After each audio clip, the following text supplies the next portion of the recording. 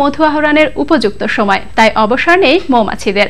মধু আহরণের সময় পরাগায়ন হওয়ায় বাড়ে ফসলের উৎপাদন। বিষয়টি মাথায় রেখে তাই ব্যস্ত সময় কাটাচ্ছেন ধামরাই ও সাতক্ষীরায় মৌচাষীরা। প্রতিনিধিদের পাঠানো তথ্য ভিডিও নিয়ে রেজওয়ান করিমের ডেস্ক রিপোর্ট। দৃষ্টি জুড়ে শুধু হলুদের সমারোহ, মৌ মৌ গন্ধে মাতাল প্রকৃতি, আর তাতে ছন্দ তুলে নাচছে মৌমাছি। এ যেন শিল্পীর তুলিতে আঁকা কোনো দৃশ্য।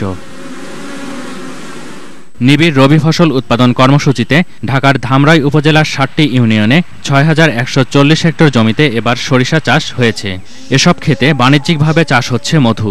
তবে অতিরিক্ত কুয়াশার কারণে ফলন বিপর্যয় সহ মধু সংগ্রহের পরিমাণ আশানুরূপ নাও হওয়ার আশঙ্কা করছেন কৃষকরা। আকাশের অবস্থা যদি ভালো থাকে, প্রচুর যদি রোদ ওঠে, তাহলে চাষিদের জন্য সরিষাও প্রচুর হবে, তারপরে মধু প্রচুর কালেকশন হবে। এরকম আবহাওয়া থাকলে তো আমাদের মধু সংগ্রহ হবে না, আরও ফুলের নষ্ট হবে।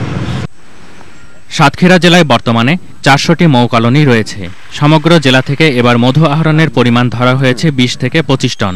স্থানীয় পর্যায় ছাড়াও এ এলাকার মধু বিক্রি হচ্ছে দেশের বিভিন্ন স্থানে।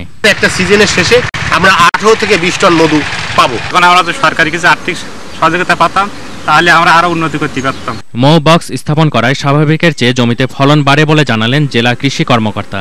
মৌ চাষের ফলে মধু উৎপাদন হচ্ছে, পাশাপাশি সরিষার ফলন শতকরা ১৫ ভাগ বৃদ্ধি পাবে। অল্প পুঁজিতে বেশি লাভ হয়, দিন দিন এ কাজে আগ্রহী হয়ে উঠছেন অনেকেই। সহজ শর্তে ঋণের ব্যবস্থা করলে মৌ চাষির সংখ্যা আরও বাড়বে বলে আশা করছেন সংশ্লিষ্টরা। রেজওয়ান করিম, মোহনা, ন্যাশনাল ডেস্ক। এ পর্যায়ে মার্কেন্টাইল ব্যাংক লিমিটেড সংবাদ বিরতি, এরপর অন্যান্য সংবাদের সঙ্গে থাকছে।